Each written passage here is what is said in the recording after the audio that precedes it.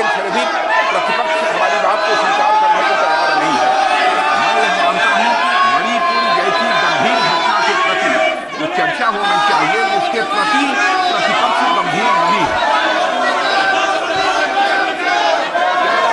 नीचे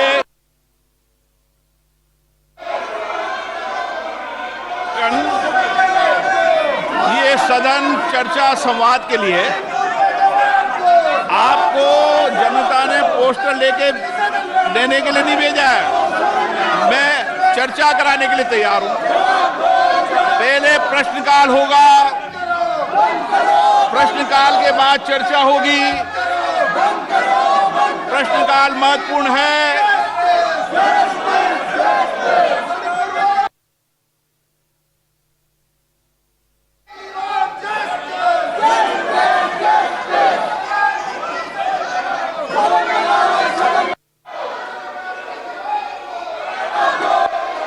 आप चर्चा करना चाहते हैं?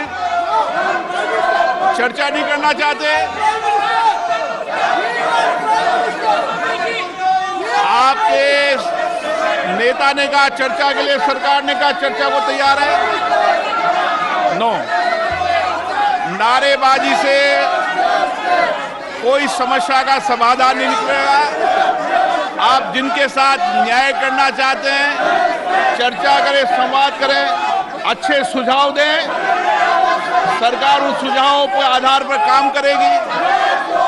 सारा सदन सामूहिकता के साथ मिलकर चर्चा और संवाद से जो समस्या का समाधान होगा सरकार उस पर लागू करेगी।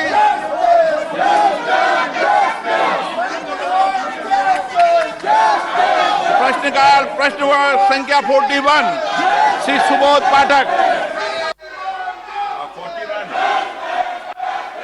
41 क्या पर्यावरण वन और जलवायु परिवर्तन मंत्री यह बताने की कृपा करेंगे क्या केंद्र और राज्य सरकारों की परियोजनाएं पर्यावरणीय स्वीकृति के अभाव में विभिन्न राज्यों और संघ राज्य क्षेत्रों के पास लंबित हैं? यदि हाँ तो तत्संबंधी राज्यवार ब्यौरा क्या है? उत्तर प्रदेश और बिहार की उन परियोजनाओं का ब्यौरा क्या है जो मंत्रालय के विचाराधीन हैं और इनकी वर्तमान स्थिति क्या है और मंत्रालय द्वारा इस संबंध में कब तक निर्णय लिए जाने की संभावना है? धन्यवाद। माननीय अध्यक्ष महोदय, कुल मिलाकर के 153 परियोजनाएं लंबित हैं और उत्तर प्रदेश और बिहार के बारे में जो माननीय सदस्य ने पूछा है उसका भी उत्तर इस विस्तार के साथ लिखित में दिया गया है।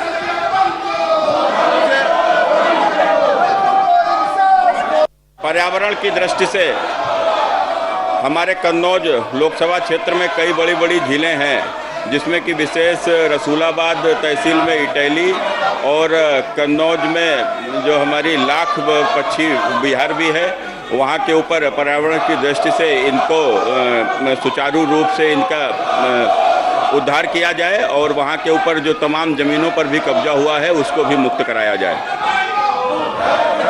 माननीय अध्यक्ष महोदय, जो प्रश्न अभी माननीय सदस्य महोदय ने पूछा है वो एनवायरनमेंट क्लियरेंस से रिलेटेड नहीं है, वो झीलों से रिलेटेड है, लेकिन अगर वो मेरे संज्ञान में विषय लाएंगे तो निश्चित रूप से उसके ऊपर हम कार्रवाई करेंगे।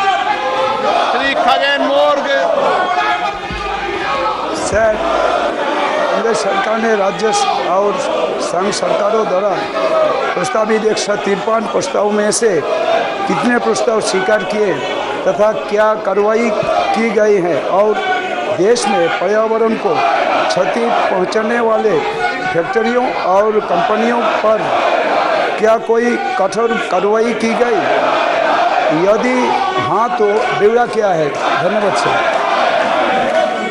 माननीय अध्यक्ष महोदय, जो ब्यौरा माननीय सदस्य ने पूछा है वो लिखित में एनेक्सर 1 के रूप में लगाया गया, जिसमें राज्य अनुसार कुल 153 परियोजनाएं इस समय हमारे मंत्रालय में लंबित है, वो पूरी तरीके से यहाँ पर रखी गई। प्रश्न संख्या 42 श्री गुमान सिंह डामोर। प्रश्न संख्या 42।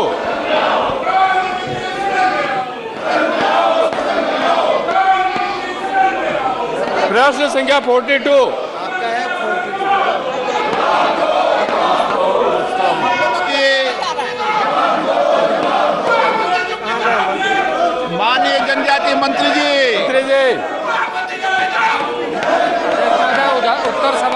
पर रख दिया गया है। माननीय सदस्य को उत्तर दे दिया गया। मैं माननीय अध्यक्ष महोदय आपके माध्यम से जनजाति मंत्रालय को धन्यवाद देना चाहता हूं कि बहुत अच्छा जवाब दिया है और उसमें मैंने जो पूछी थी सब बातें इसमें सम्मिलित है। मैं आपके माध्यम से माननीय मंत्री जी से एक प्रश्न पूछना चाहता हूं कि जिस प्रकार से जनजाति क्षेत्रों में निजी संस्थाएं धर्मांतरण का काम करती है और जनजाति संस्कृति को नष्ट करती है, तो क्या सरकार तो प्रयास कर ही रही है, परंतु इस क्षेत्र में निजी संस्थाओं का सहयोग लेकर के धर्मांतरण को रोका जा सकता है, जनजाति संस्कृति का संरक्षण किया जा सकता है, ये मैं आपके माध्यम से जानना चाहता हूँ। अध्यक्ष महोदय, माननीय सदस्य को विस्तृत ढंग से उत्तर दे दिया गया, लेकिन जो चिंता माननीय सदस्य ने जाहिर किया है, जैसे मैंने उत्तर में ही इस बात का उल्लेख करते हुए कहा है कि जो जनजातीय एवं जनजातीय क्षेत्र है उसके जो विशेष प्रावधान है उस संबंध में राज्य में जनजातीय सलाहकार परिषद है, जिसके माध्यम से ऐसे विषयों पर चर्चा करने के लिए संवैधानिक अधिकार प्राप्त है। राज्यों को इन सारे मामले पर गंभीरता से विचार करते हुए ये ध्यान में रखना चाहिए कि उनकी संस्कृति परंपराएं बनी रहें। अध्यक्ष महोदय, मैं आपके माध्यम से पूरक प्रश्न यह पूछना चाहता हूं कि क्या जनजाति संस्कृति रीति रिवाज इसको लेकर के जनजाति क्षेत्रों में स्कूल के पाठ्यक्रम में इसको सम्मिलित करेंगे, संरक्षण संबंधी उपायों को? नई शिक्षा नीति में आदरणीय प्रधानमंत्री नरेंद्र भाई मोदी के नेतृत्व में जो नई शिक्षा नीति प्रस्तुत की गई है और अभी मानव संसाधन शिक्षा मंत्री ने जो प्रयत्न किया है उसमें जनजातीय क्षेत्रों के भाषाओं को संवर्धन और ऐसे चीज़ों को जिससे उनकी सांस्कृतिक विरासत बने रहे, इन सारे चीज़ों को राज्य सरकारों को भी यह निर्देश दिया गया है कि पाठ्यक्रमों में राज्य स्तर पर और केंद्रीय स्तर पर भी इस पर काम चल रहा है। क्या आप जनजाति संस्कृति पर चर्चा नहीं करना चाहते? जनजातीय क्षेत्र के लोगों के मुद्दों पर चर्चा नहीं करना चाहते? इतने महत्वपूर्ण विषय पर प्रश्नकाल पर आप चर्चा नहीं करना चाहते? Question number 43 Shri Sudhir Gupta ji. प्रश्न क्रमांक 43 Sir is laid on the table of the sir. अन्य सदस्य। माननीय अध्यक्ष जी, आपके माध्यम से मैं माननीय वित्त मंत्री जी को, देश के प्रधानमंत्री जी को धन्यवाद देना चाहूँगा कि मेरे प्रश्नों का बहुत ही विस्तृत उत्तर दिया है। मैं जानना चाहता था कि सरकारी बैंकों के माध्यम से देश के वित्तीय प्रबंधन में कहाँ सुधार हुआ है। बैंकों ने पीएम स्वनिधि, किसान credit card, stand up India, प्रधानमंत्री मुद्रा योजना के माध्यम से करोड़ों लोगों को जोड़ा है। इसके साथ साथ स्वनिधि स्कीम से कोविड में प्रभावित करोड़ों लाखों वेंडरों को इसके साथ जोड़कर देश के विकास को आगे बढ़ाया है।